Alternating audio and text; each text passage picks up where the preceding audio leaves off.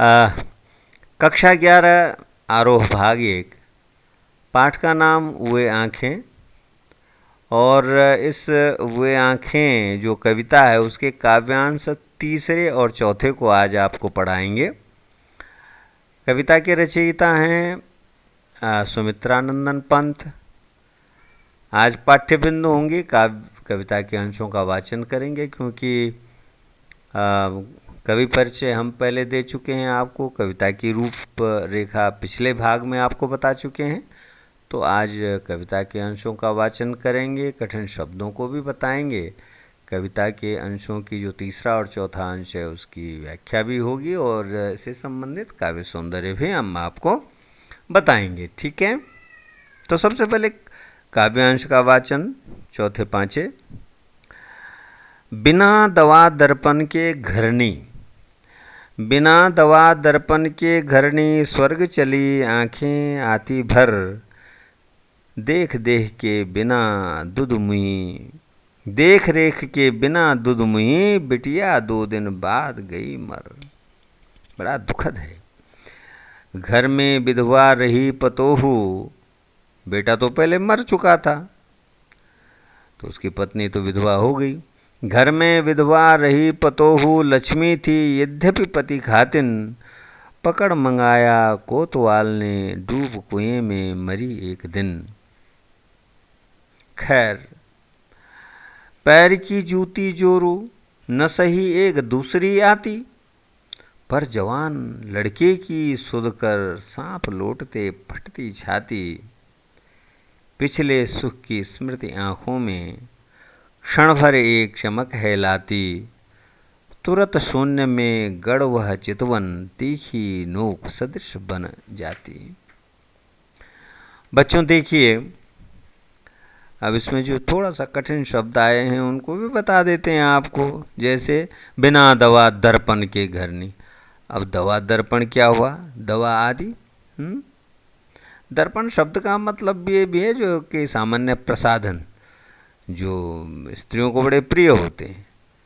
तो वो अपनी पत्नी को तो न तो दवा दे पाया और न कोई सामान्य ढंग की जो स्त्रियों को बड़े प्रिय होते हैं प्रसाधन की सामग्री, उसे भी नहीं दे पाया बेचारा। तो दवा दर्पण शब्द का अर्थ है घरनी शब्द का अर्थ है पत्नी, घरवाली, गृह स्वामिनी। दूधमुई कहते हैं दूध पीने वाली, छोटी बच्ची। पतोहू कहते हैं पुत्रवधू को, बेटी की जो पत्नी होती है पुत्रवधू, उसको पतोहू कहते हैं। अब देखो आगे, पैर की जूती। पैर की जूती किसे कहते हैं? पैर की जूती के बराबर है इंसान जिसको क्या उपेक्षित समझते हैं, तिरस्कृत समझते हैं। जोरू शब्द का अर्थ होता है पत्नी, सुध का अर्थ होता है याद करना, सांप लौटना, हृदय में सांप लौट रहे हैं, जलन होना, ईर्ष्या जलन, छाती फटना, बहुत दुख होना, और चितवन शब्द का अर्थ होता है दृष्टि। तो ये हैं इन तीसरे और चौथे काव्यांश के कठिन शब्द। अब चलते हैं इनकी व्याख्या को, इनके अर्थ को आपको बताते हैं। तो सबसे बिना दवा दर्पण के घरनी, स्वर्ग चली आंखें आती भर, देख रेख के बिना दूध मुई, बिटिया 2 दिन बाद गई मर, घर में विधवा रही पतोहू, लक्ष्मी थी यद्यपि पति खातिन, पकड़ मंगाया कोतवाल ने, डूब कुएं में मरी एक दिन। कभी कहता है कि किसान के दुखों का अंत नहीं हुआ है। पहले तो सब कुछ लुट गया था, बैलों की जोड़ी लुटी, उजरी लुट गई और खेती लुट गई, बैलों की जोड़ी लुट गई, बेटा मारा गया, ये सब कुछ है। पर दुखों का अंत भी, किसान की सारी संपत्ति महाजनों द्वारा नीलाम करवा देने के पश्चात उसके पास एक कौड़ी भी नहीं बची। ऐसी विपरीत परिस्थितियों में उसकी पत्नी के बीमार होने और दवा के लिए धन का अभाव होने के कारण वह भी स्वर्ग चली गई। लिखा है ना, बिना दवा दर्पण के घरनी स्वर्ग चली। इस बात से आंखें आती भर, बहुत दुख होता है। पत्नी की मृत्यु के उपरांत उसकी दूध पीने वाली छोटी बेटी भी उचित पालन पोषण के अभाव में चल बसी। देख रेख के बिना, माँ नहीं है तो बच्ची को देख रेख कौन करता। दूध पीने वाली थी, माँ के बिना दूध माँ का दूध कहाँ से मिलता। गाय का दूध मिल नहीं सकता था क्योंकि गाय तो बिक गई थी। तो उसकी बिटिया भी दो कुछ समय के बाद वो भी चल बसी इस दुनिया से। इस प्रकार विपत्तियों ने उसे घेर लिया। किसान का बेटा, पत्नी, वो बेटी तो काल के ग्रास बन चुके ही थे।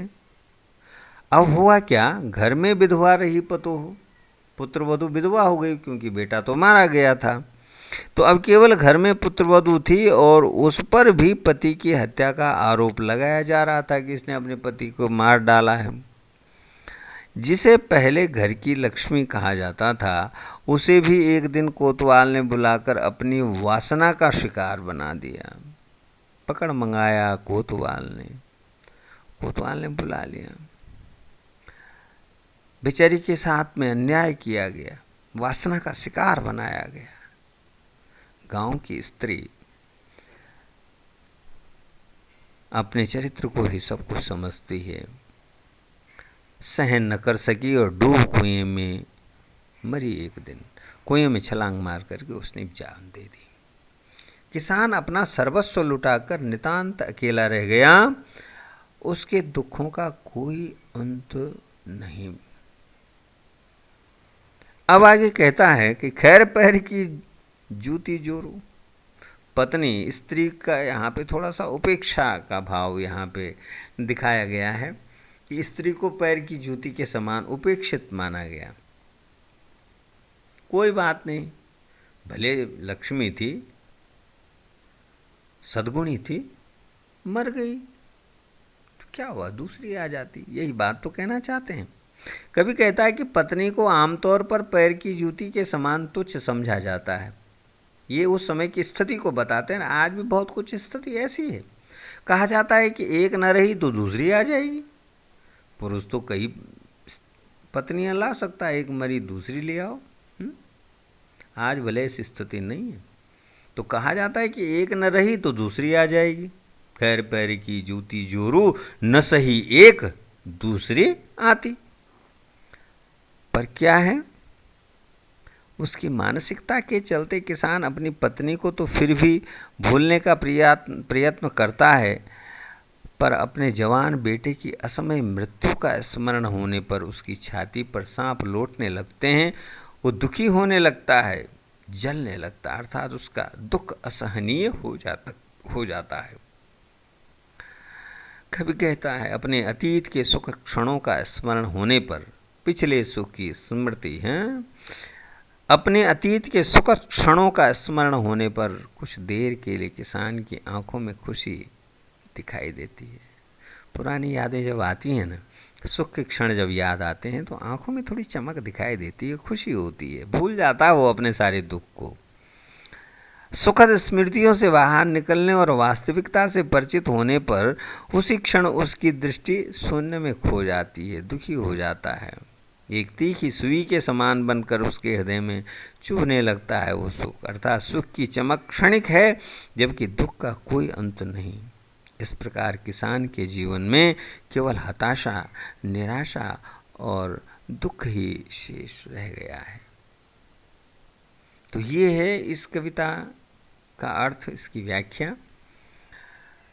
काव्य सौंदर्य भी देख लीजिए। प्रस्तुत काव्य में कवि ने किसान पर होने वाले